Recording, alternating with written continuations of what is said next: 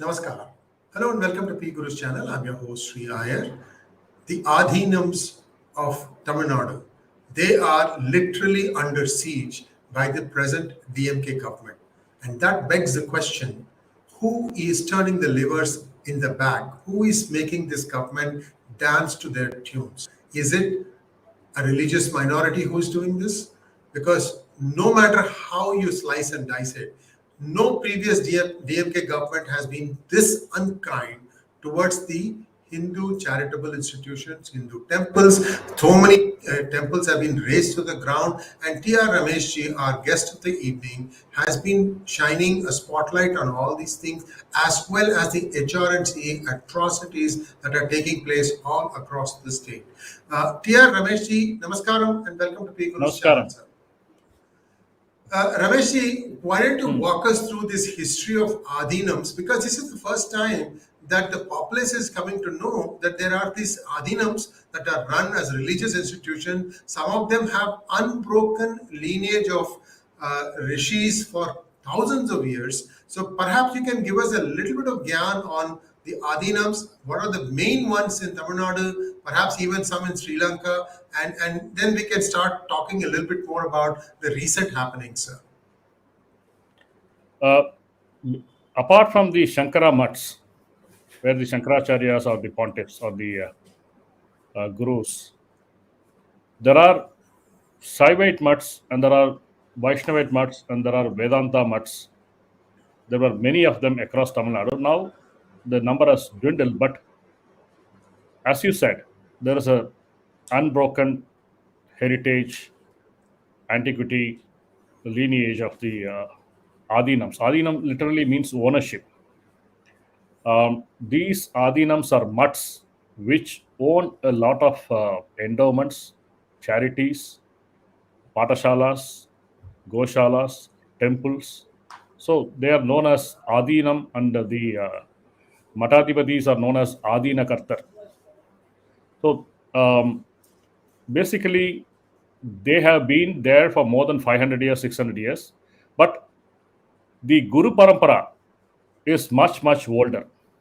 In fact, if you take the two prominent Saivite Adheenams in Tamil Nadu, the Dharmapuram Adheenam and the 𝙒𝙗𝙤𝙤𝙤 Adheenam, they say they come from the parampara of Mount Kailash, that is from Shiva to Lord Nandikeshwara, and from there many rishis. And slowly it comes down to South India, and South India in Tamil Nadu. And they have the common guru of Meikanda Shivam, the proponent of Saiva Siddhanta philosophy. And they call themselves 𝙒𝙗𝙤𝙤 Paramparai, that is Sri Kailasha Parampara. And these Adheenams have been in Tamil Nadu in prominent places, apart from Dharmapuram and 𝙒𝙗𝙤𝙤𝙤, also in Kundrakudi, also in Thiruvannamalai, also in Chidambaram, and there are Veerasaiva mutts also, and Kaumara mutts. So they play a very significant role in the religious propagation in Tamil Nadu, in upholding the religious traditions, religious literature, teaching them, and they have sishyas counting to lakhs and lakhs. These Adheenams have always played an important role in Tamil Nadu, especially the Saiva Adheenams. They have branches across Tamil Nadu, and there were many Saivite Thambirans. The junior astics are known as Thambirans, and there were many of them. And 𝙒𝙗𝙤𝙤𝙤 Mutt has a branch in Kalidakurchi. They have branch mutts in prominent cities in Tamil Nadu. So they play a very, very significant role in Tamil Nadu, in the religious sphere. They run colleges, they own temples. Some of the very prominent temples are under the ownership of these Adheenams. And this is something which the HRNC department of the Tamil Nadu government does not like. They want to take over the temples from the hands of the Adheenams. And the Adheenakartas, over centuries, have amassed a lot of land holdings for the purpose of Dharma. And these lands have been enormously encroached due to government inaction. And there was an attempt in the previous ADMK regime to hand over the lands to the encroachers themselves. And by God's grace, I got a stay order on that matter. Now, what I hear is this government also wants to give the pata to the encroachers themselves. And to do that, they wanted to start with the mutt lands, the Adheenam lands. Recently, the Adheenakathas, about more than a dozen of them, met the Chief Minister, 𝗣𝗂𝘀𝘀𝘀𝘀. And after coming out of the meeting, the Dharmapuram Adheenam said, yes, this is in Tamil, he said it's a 𝙒𝙧𝙤𝙪𝙥𝙥. So that means this government is for religion. It is religiously done government and whatever it means. So he spoke in favor of the government, but within a few days, there has been a ban on the traditional palanquin bearing, which is by which in a function called Pattana Pravesham. Very, very short distance is covered within the Adheenam premises, with the devotees carrying the Adheenakartar or the Matadipati in a palanquin as a mark of respect. And this was objected to by the atheists, the usual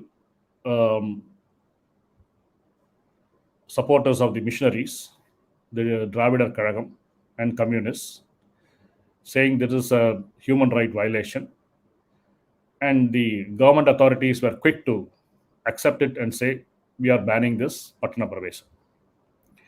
The one reason which everyone is citing is the recent visit of the Tamil Nadu governor to Dharmapuram Adheenam at the invitation of the Adheenakartar. There was an attempt to show black flags to the convoy of the governor, and it went beyond that. They threw the flags, and there was also some stone throwing, I hear. Of course, the chief minister denied all that, but what happened was the governor's convoy was given resistance by DMK backed people. So the invitation was given by the Adheenakartar, Dharmapuram Adheenam. That could be a reason for government to go against him and try to strangle the age-old tradition.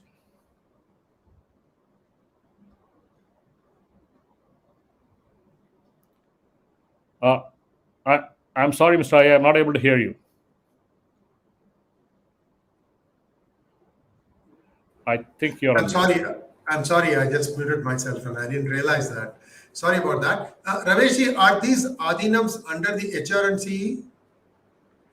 See, basically they should not be, because in the 𝙒𝙧𝙤𝙪𝙥𝙥 judgment given by a 7-judge constitutional bench of the Honorable Supreme Court of India in 1954, they recognized every mutt, every Adheenam as a religious denomination.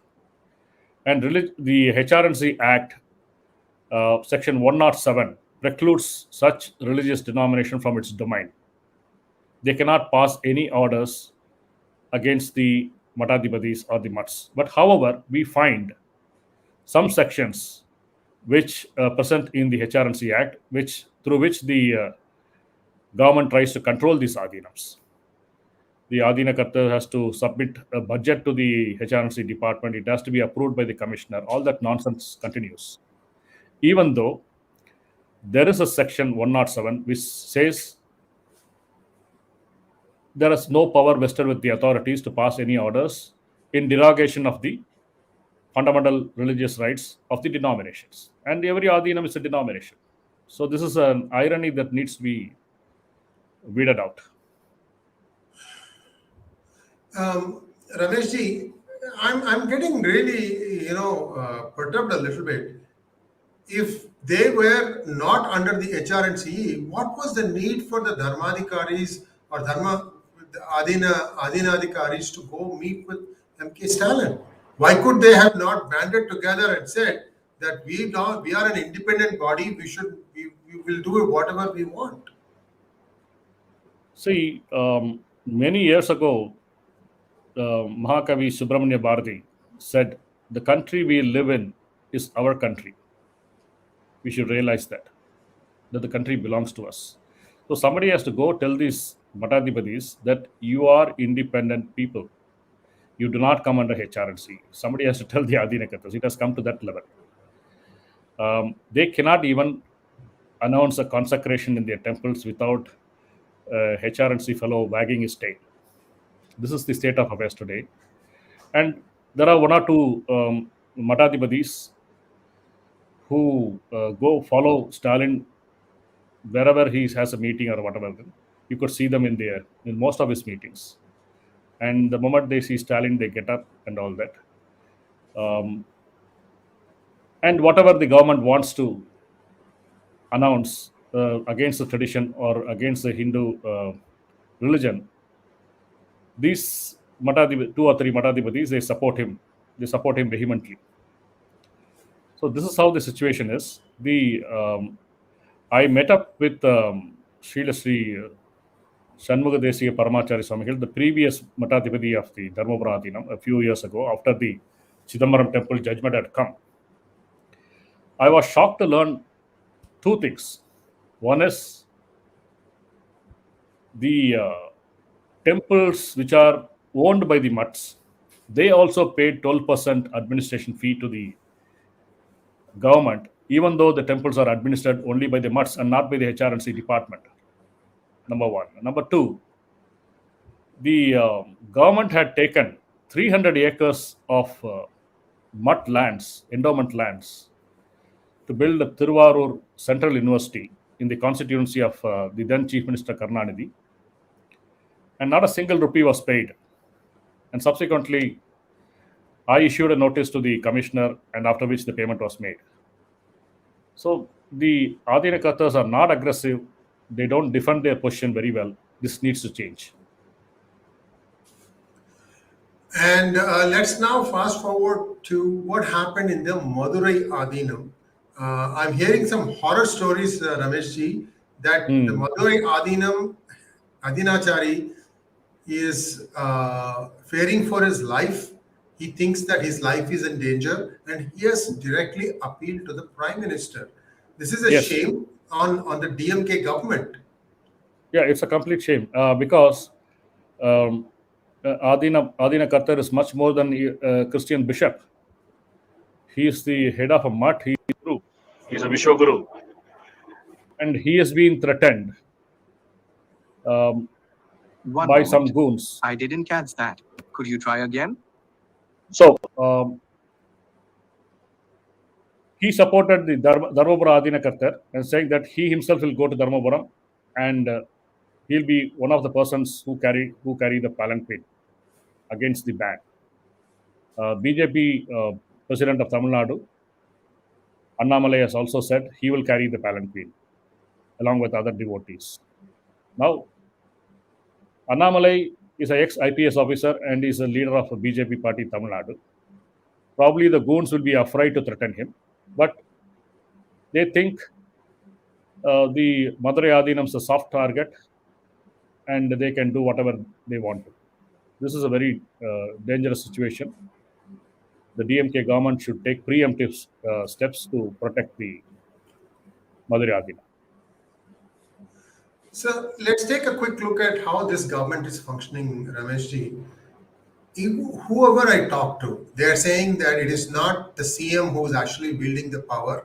There are 3 or 4 power centers, and that these things are sometimes fighting against each other. Sometimes they are all working together. But there is one thing that they are almost convergent on, and that is anti-Hindu stance. For the rascals who don't believe in God, why do they have to even bother trying to put their nose into this? Ramesh, this is what is bugging me. If they want to do corruption, right, you can do a lot of corruption in TASMAC, you can do a lot of corruption in coal procurement, you can do a lot of corruption in PWD. The magnitudes are not in the same league as HRNCE. Then why is this government so bent upon taking an anti-Hindu stance, sir? See, if I were a Christian missionary, or if I were a person who wants to push the Christian agenda intensively in Tamil Nadu, I would support this government to the hilt, because what this government does is definitely anti-Hindu. And I somewhat differ from you, saying that the amount of corruption that can be carried out in the HRNC ambit is not in the same league as TASMAC or other lucrative departments. In the temples, you can loot much more than most of the departments in Tamil Nadu. Not many are aware of that. For example, yesterday, in the Legislative Assembly, the T and HRNC Minister, Mr. Shekhar Babu, he announced some 169 proposals for temples, and most of them are civil works. Unnecessary, uncalled for, anti-heritage civil works, anti-agamic civil works. The civil works are definitely for at least two purposes. One is awarding contracts indiscriminately to unqualified people and then get some capital gains out of it. The second is to deplete the funds that has been amassed by the temples over many years. For example, the minister is saying in the assembly, within a year, we are going to spend 120 crores in Rameshwaram temple. Who gave them the authority? The 169 proposals which have been announced by the HRNC minister yesterday in the Legislative Assembly, not one of them have the authority or the stamp of law. Today, I posted a tweet challenging the HRNC minister to state under which sections he has made these announcements. He has zero authority under law to make these announcements and to announce these projects and to carry them out. It looks to me that they want to deplete the temples out of their funds and at the same time carry out the contracts by which they will be benefited, not the temples. So this is a really dangerous situation. The court should come to the rescue at the moment. The Hindus are blissfully unaware of the dangers of the depletion of funds, the destruction of heritage. One of the announcements that really provoked me yesterday was the government is going to build about 10 monuments for dead temple elephants.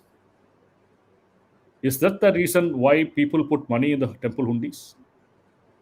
Section 23 of the HRNC Act says the commissioner has powers only to realize the due income from the properties of the temple and to ensure that such income is utilized only for the purposes for which the temples were established or for the purpose for which they exist. Is building a monument for an elephant that served the temple and died, is that a Hindu purpose? Is that a divine purpose? Is that a temple purpose? It serves only a contract purpose. You award a contract, you get some kickback. That's it.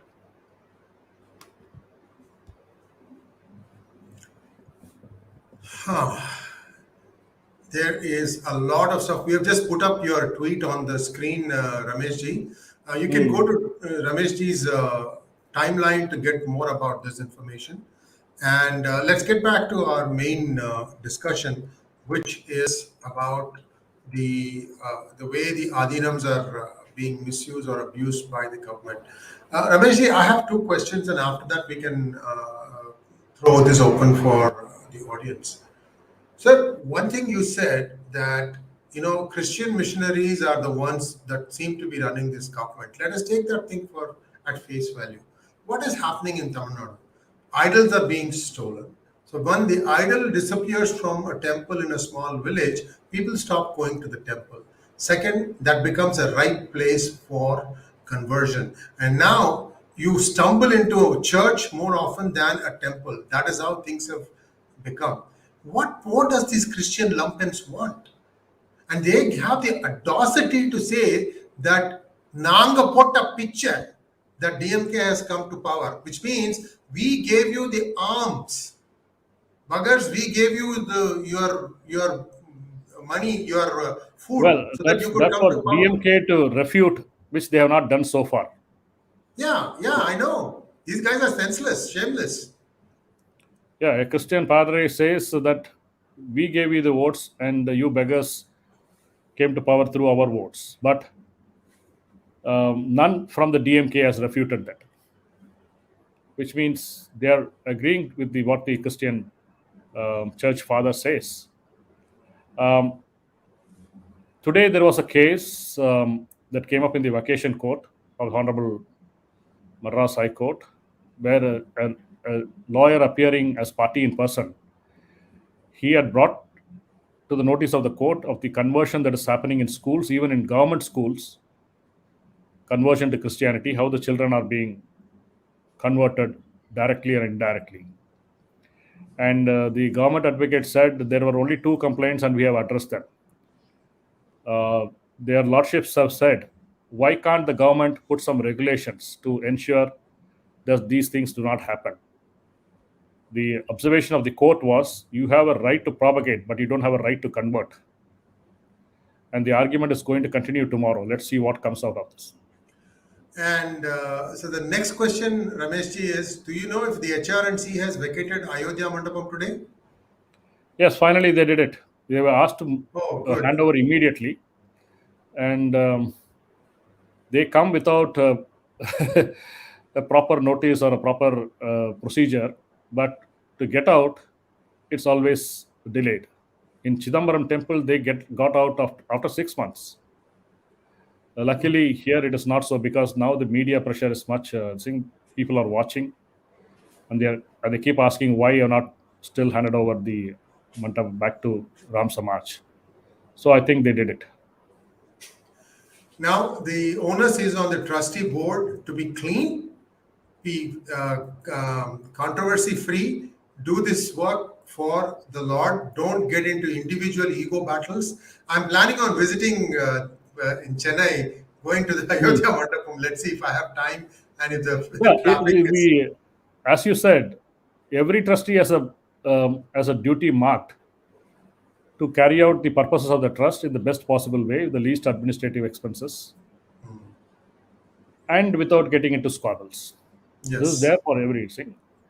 Only thing is, if it happens in a waqf, if it happens in a Christian institution, the government will not immediately pounce and take over. If it happens in a Hindu institution, the government is more than willing to take over, and through fraudulent means also. So Hindus should be more aware of that. Yes, indeed, and this is a big danger sign signal, and the way these people are going about it, it's very apparent who is actually running this government.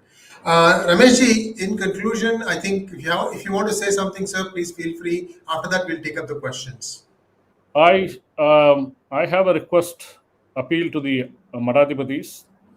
They should stop paying this administrative fees of their temples to HRNC department, and also the audit fees, which is 4% of the total income, which is atrocious.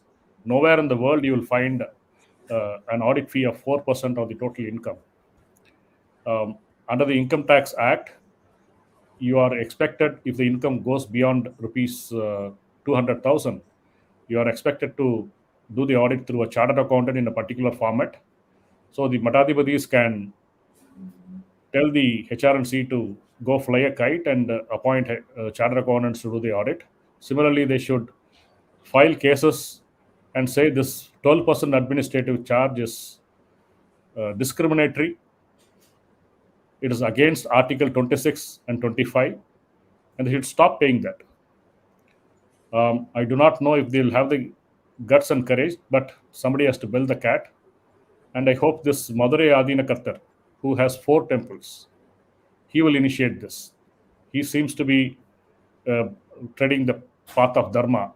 We have a lot of hopes on him. So the Adhina Kartas should make a move in this direction. Thank you very much, Rameshji, and let's take some questions now. Hamsi Vinod wants to know, why can't the Hindu devotees unite, place all HRNC related stuff and change the locks, at least in temples like Parni, where they are shamelessly not budging?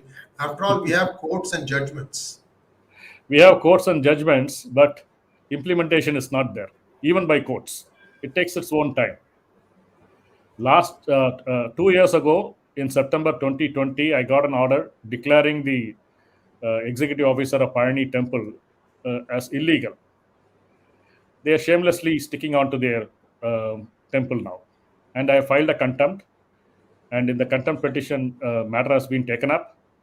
The Honorable Judge has said no major decision should be taken till the hearing is over. But in yesterday's assembly announcements, they have announced at least 3 major projects for Payani. And today there's an advertisement in the daily Tandi paper calling for recruitments. All these are in additional contempt of the court's orders. So we have to look up to the courts to for more stringent measures. That's all we can do. We can't go and lock up the temples and nothing. It's not practical. Next question, please. True Indian wants to know why are our constitutional rights attacked in all ways? Why even enclosed lands are subject of HR and CE? Can we ask HR and CE to be dissolved or enforced, follow same rules with other religions? Can we is the it needs to be defined. It cannot be a handful of people. It cannot be even 1,000 or 2,000 people. It has to be 200,000 or 2 million. And the best way to start this is start asking your MLAs and MPs, not only in Tamil Nadu and beyond Tamil Nadu also. And we should primarily ask all the BJP MLAs and MPs seeking a central law which will regulate all religious institutions and not control them. All religious institutions in the same manner, whether they are Sikh or Muslim or Christian or Hindu. There should be only regulation. There should not be control. Let's ask our MPs and MLAs of any party. Sivaraman Subramanian wants to know, can BJP go to the court challenging the government's stand on this event? I have not seen BJP going to the court on any temple matter so far, in Tamil Nadu at least. Well, it will start doing soon. You have one state ruled by Islamists and one state run by Christians in the south. I mean, Hindus are being slow cooked in both states. Some of us are smart enough to realize it early enough, and we are blowing the warning sign here. Next question from Ask I T R Ramesh. Can permission blockchain technologies be thought of as an option to create a decentralized trust where the devotees are the trustees and there is no central authority? Good question. Good question. But see, the temple belong to the local communities. That's how they have been for the last 2,000 years. Like Madurai Meenakshi Sundareswara temple belongs to Madurai residents. People can come and have darshan from world over, but it belongs to Madurai. The Tanjore Bragadishwara temple, it belongs to Tanjore communities, Saivite communities, that too. Now, we cannot change the pattern of ownership or the pattern of administration just like that. What we need to do is to get back to the older system of administration, the Chola system of administration, the democratic, at the same time, dharmic system of administration. The first step of way of doing it is kicking government out of our temples. That needs to be done as a first case. Government is in Hindu temples in Tamil Nadu, mainly by fraud and deceit. You go ask for an order of appointment of an executive officer validly passed, they will not be able to show you one. It is the case in Srirangam. It is the case in Madurai Meenakshi Sundareswara temple. It is the case in Tiruvannamala temple. It is the case in Mylapore Kapalishwara temple. They cannot show an order appointing an executive officer for the temple, but you will find an executive officer there drawing salary in lakhs and doing nothing or doing something against the temple interest. So the first step should be to throw the government out and get back to the older system of administration. From there, we can improve. All right, I think that was the last question. Thank you very much, Ramesh ji, and let's My hope pleasure. that, yeah, and let's hope that the Hindus have woken up. We have to all start speaking with one voice, and we are committed to bringing this unity amongst all of us. We have to speak in one voice, and this is not something that we were doing it out of choice. We were an open book society. We could choose any god we wanted to worship, but now we have to first define and make that this is us. You, anybody, any god is our god. Any insult is our insult, an insult at us. And that is how we have to think about this. Thank you so much, Ramesh ji. Thank Namaskar. you. Namaskar. Jai Shri Ram.